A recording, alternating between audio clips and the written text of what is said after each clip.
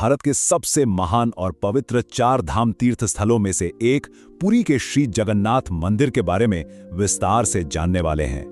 ये सिर्फ एक मंदिर नहीं है, बल्कि एक ऐसा ऐतिहासिक और आध्यात्मिक चमत्कार है जो सदियों से लाखों लोगों की आस्था का केंद्र रहा है।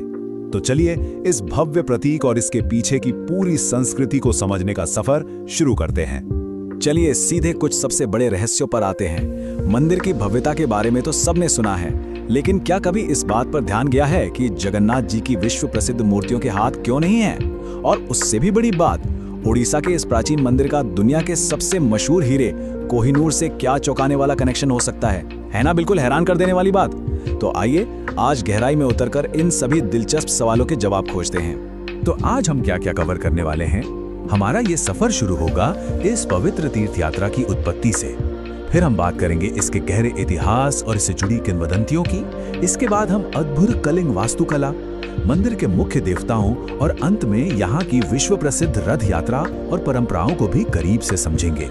भाग 1, एक पवित्र तीर्थ यात्रा, पुरी की उत्पत्ति। सबसे पहले तो इस नाम का ही मतलब समझ लेते हैं। जगन्नाथ ये शब्द संस्कृत भाषा से लिया गया है।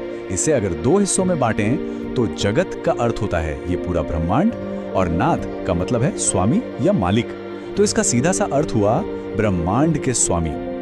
वैष्णव परंपरा में इन्हें भगवान विष्णु के अवतार श्री कृष्ण का ही रूप माना जाता है। भाग 2, इतिहास और किंवदंतियां, मिथक बनाम तथ्य। अगर हम इतिहास के पन्नों को पलटे तो पता चलता है कि इस भव्य मंदिर का शुरुआती निर्माण 11वीं सदी में कलिंग के राजा अनंतवर्मन चोटगंग देव ने शुरू करवाया था। फिर 1197 आते आते ओडिया शासक अनंग भीम देव ने इसे वो रूप दिया जो हम आज देखते हैं। लेकिन देखिए, इस मंदिर का सफर बिल्कुल भी आसान नहीं रहा है। 1558 में अफगान जनरल काला पहाड़ के भयानक हमले के दौरान मूर्तियों को बचाने के लिए उन्हें चिलिका झील में छिपाना पड़ा था। सोचिए जरा, सदियों की इतनी उथल पुथल के बावजूद ये स्मारक आज भी कितनी मजबूती से खड़ा है। अब वापस आते हैं उसी दिलचस्प सवाल पर, मूर्तियों के हाथ क्यों नहीं है? इसके पीछे 2 बेहद अलग और गहरी कहानियां हैं। एक सबसे मशहूर किंवदंती है राजा इंद्रद्युम्न की। कहा जाता है कि उन्होंने एक दिव्य बढ़ई, जो असल में विश्वकर्मा थे, को काम करते समय बीच में ही रोक दिया था। बढ़ई गायब हो गए और मूर्तियां बिना हाथों के अधूरी ही रह गई। लेकिन दूसरी तरफ एक चारण परंपरा भी है जो बताती है कि कृष्ण, बलराम और सुभद्रा के आधे जले हुए शव द्वारका से समुद्र के रास्ते बहकर आए थे और राजा ने उन्हें अलग अलग रथों में रखा। यही वजह है कि आज भी उनकी पूजा उसी अनूठे और अधूरे स्वरूप में होती है। लेकिन रुकिए, इतिहास की पढ़ती यहीं खत्म नहीं होती। कुछ तथ्य ऐसे हैं जो सच में हैरान कर देते हैं। उदाहरण के लिए, कुछ इतिहासकारों का मानना है कि ये जगह मूल रूप से एक बौद्ध स्तूप थी, जहां गौतम बुद्ध का दांत रखा गया था, वही दांत जो अब श्रीलंका के कैंडी में है।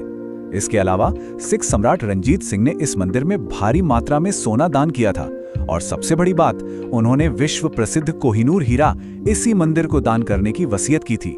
लेकिन इससे पहले कि ऐसा हो पाता, अंग्रेजों ने उस पर कब्जा कर लिया। सोचिए, कोहिनूर आज यहाँ का ताज हो सकता था। भाग 3, कलिंग वास्तुकला, पत्थर में एक चमत्कार। इस मंदिर की विशालता का अंदाजा लगाना हो तो जरा इन नंबरों पर गौर कीजिए। पूरा परिसर 4 लाख वर्ग फुट के एक बहुत बड़े इलाके में फैला हुआ है। इसका मुख्य चबूतरा 214 फुट ऊंचा है और आंतरिक दीवार की ऊंचाई 20 फुट है। और इसके बिल्कुल शिखर पर मौजूद है नील चक्र, जिसे 8 पवित्र धातुएं यानी अष्ट धातु को मिलाकर बनाया गया है। इसे कुछ इस तरह डिजाइन किया गया है कि पूरा ढांचा किसी बड़े पर्वत और उसके चारों ओर की छोटी पहाड़ियों जैसा नजर आता है। मुख्य प्रवेश द्वार पर आते ही भव्यता की एक अलग ही झलक मिलती है। यहाँ 16 किनारों वाला एक विशालकाय, एक ही पत्थर से बना स्तंभ मौजूद है और इसके दोनों तरफ 2 महाकाय सिंह रक्षक के रूप में बैठे हैं। इस द्वार से अंदर कदम रखते ही एक अजीब सी शांति और ऊर्जा का एहसास होता है। भाग 4, मुख्य देवता, गर्भगृह। अंदर जाने पर एक रत्नों जड़े चबूतरे पर 3 मुख्य मूर्तियां विराजमान दिखाई देती हैं। भगवान जगन्नाथ, उनके बड़े भाई बलभद्र और बहन सुभद्रा।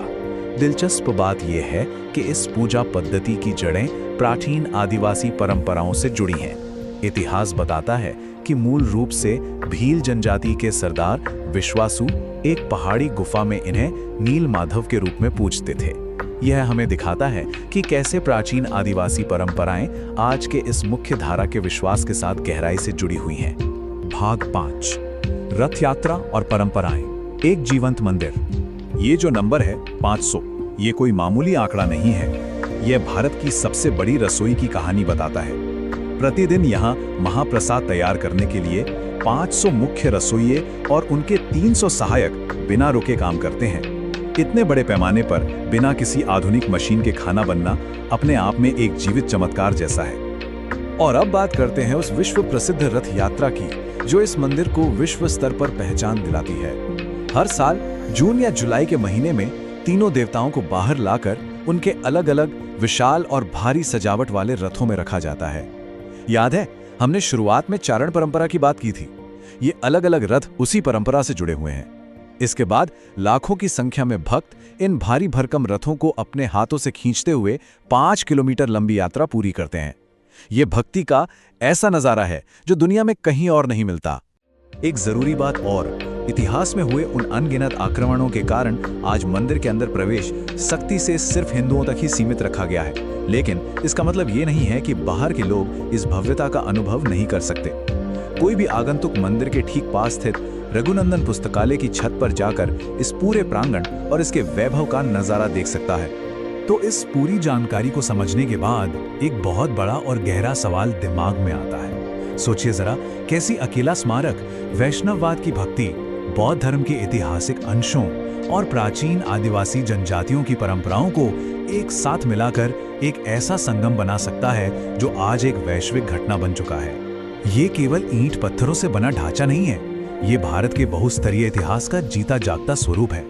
क्या हम कभी इसके रहस्यों को पूरी तरह से समझ पाएंगे? ये सवाल हमेशा हमें सोचने पर मजबूर करता रहेगा। आज की इस ज्ञानवर्धक चर्चा में साथ जुड़ने के लिए बहुत बहुत धन्यवाद।